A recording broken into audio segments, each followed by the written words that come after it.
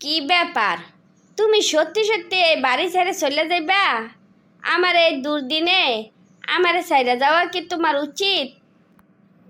উচিত অনুচিত আমি বুঝি না, যে আমার বাগানের মতো সাজানো সংসারটাকে সামান্য একটু অহংকারের জন্য তছনছ করে দিল, তার সাথে মনে হয় না আমার থাকা উচিত। রাহাতরে আগে খুঁজে বের করো, তারপর তোমার যা খুশি তুমি তাই করো। আমার এইভাবে রাইখা তুমি চলে যাইও না। ওরে সারাদিন খুঁজলেও পাওয়া যাইব না। ওর মন যেদিন শান্ত হইব, দেখবা ওই সেদিন নিজের থেকে ফিরে আসবো। এবার আমারে যাইতে দাও। এভাবে নিষ্ঠুরের মতো আচরণ করো না। বোর বাপের বাড়ি থেকে লোকজন আসলে আমি কি জবাব দিব? কি বলবো ওনাদেরকে? আমার মাথাতে কিছু আসতেছে না। তোমার মাথা শয়তানি চিন্তাটা ঠিকই আসে, ওইটা তো তুমি ভালোই জানো। তাইলে নিজের সম্মান কিভাবে নিজে রক্ষা করবা, ওইটা কি তুমি জানো না? আমার ছোটোখাটো কথাতে আবার রাগ করো না, আমি একটু এরকমই। রাগ করার মতো সময় আমার এখন আর নাই।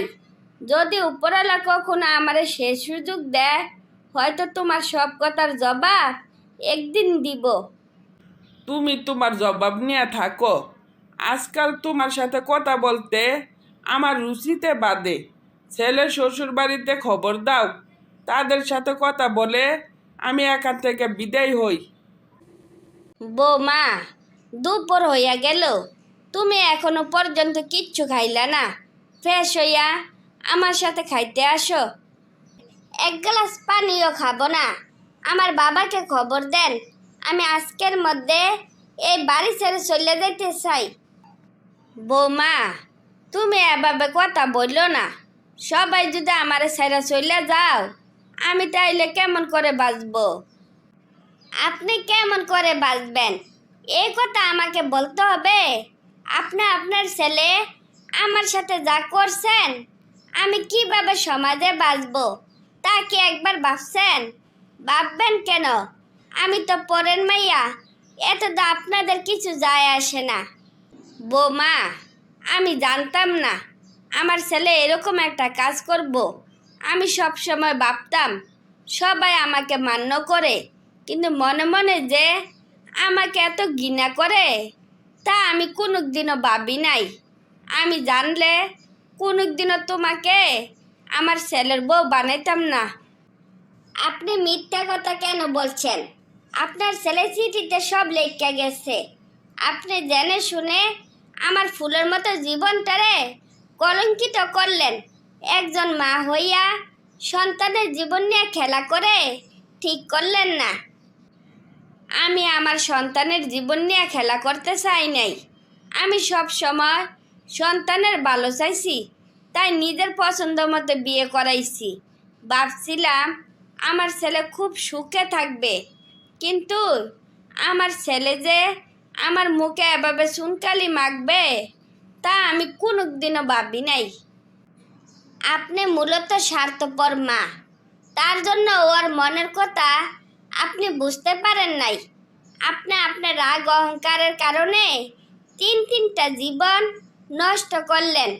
আমি আপনাকে কিছু বলবো না। উপরওয়ালা আপনার সঠিক বিচার করবেন। ভালো থাকবেন, নিজের খেয়াল রাখবেন।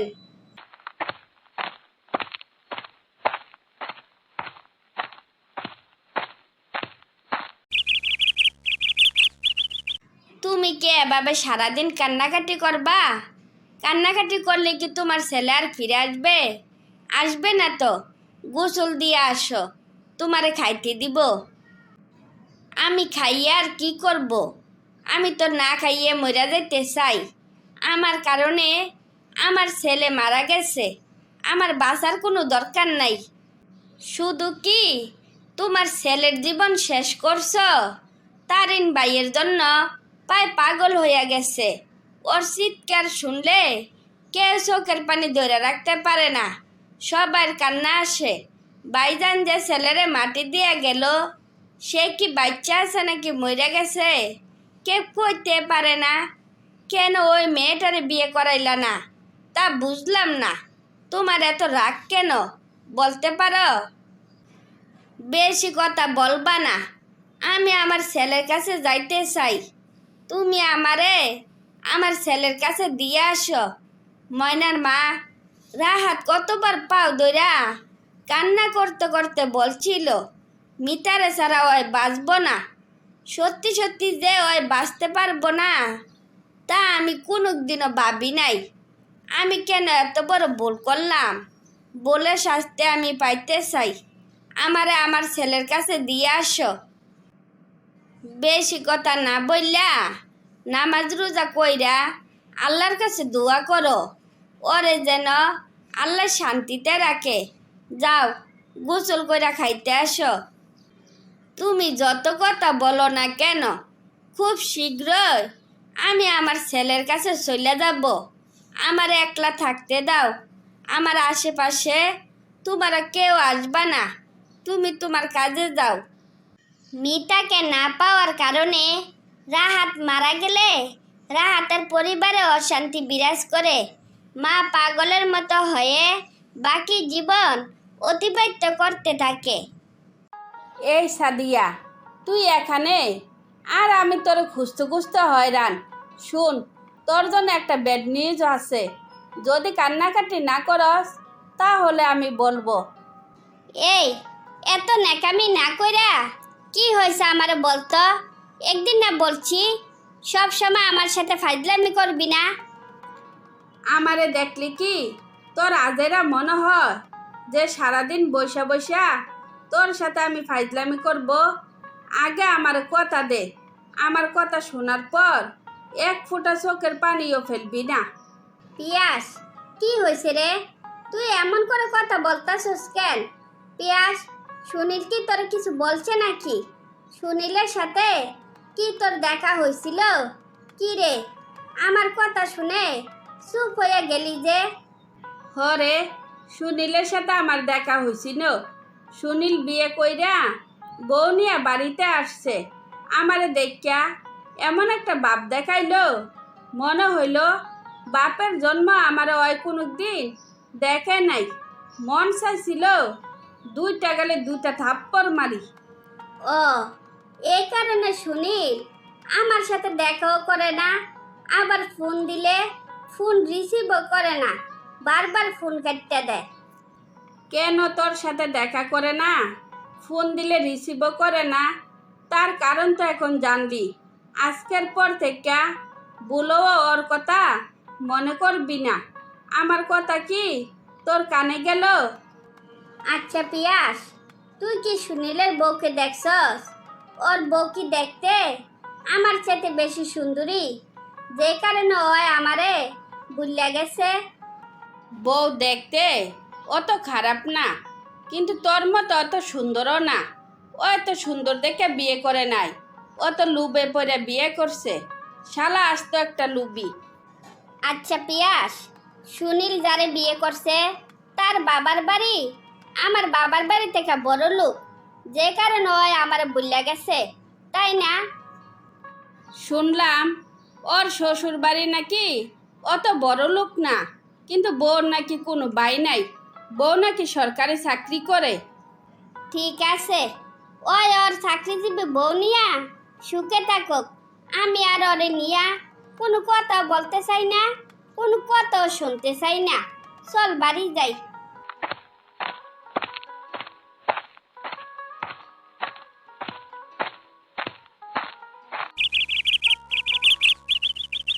চাচি, সাদিয়ারে দেখতাছি না যে। সাদিয়া কি বাড়িতে নাই? সাদিয়ারে ফোন দিলে ফোন রিসিভও করে না। ওই কেমন আছে কোনো খোঁজখবরও নিতে পারলাম না, তাই ছুটি নিয়ে বাড়ি আসলাম। 2 মাস ধরে আমার মেয়েটা ভালো করে খায় না, জোর করে খাওয়াইতে হয়। কারোর সাথে কথাও বলে না। 10টা কথা জিজ্ঞাসা করলে একটা কথার উত্তরও দেয় না। এভাবে চলতে থাকলে তো ওই অসুস্থ হইয়া যাইব। এভাবে তো আর চলতে দেওয়া যাইব না, কিছু একটা করতে হবে। মেয়ের এই অবস্থা দেখা তোমার কাকুও কেমন জানি হইয়া গেছে। আগের মতো আর চিল্লাচিল্লি করে না। এক কথায় আমার পরিবারটা পান হারাইয়া ফেলাইছে। এই সংসারে কোনো সারা শব্দ নাই। সুনীল চাকরিজীবী বউ পাইয়া মহা সুখে আছে, তাই যত টাকা লাগুক সরকারি চাকরিজীবীর ছেলে দেখিয়া ওরে আমরা বিয়ে দিব। সুনীলরে বুঝাইয়া দিব আমাদের মেয়ে কোনো অংশ কম না। চাচি, আমি ঠিক বলছি না? হ বাপজান, তুই ঠিক কথাই বলছস। তুই এতদিন বাড়িতে থাকলে ভালো পাত্র দেখিয়া ওরে বিয়ে দিয়ে দিতাম। তুই তোর কাকুরে বইলা পাত্র দেখা শুরু কইরা দে। যতই লাগুক আমার মেয়ের জন্য তত টাকায় খরচ করব।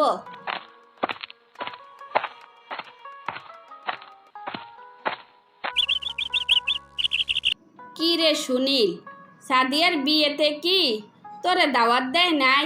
নাকি তোর সাথে ভালো ছেলের কাছে বিয়ে হওয়াতে যাস নাই? কি কিছু বলবি না? কাপুরুষের মতো চলে যাবি?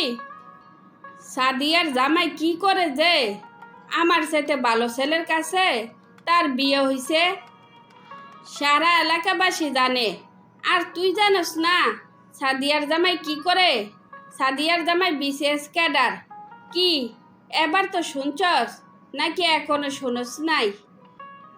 সত্যি কথা বলতে কি, আমি সাদিয়ারে ঠকাইয়া জিততে পারি নাই।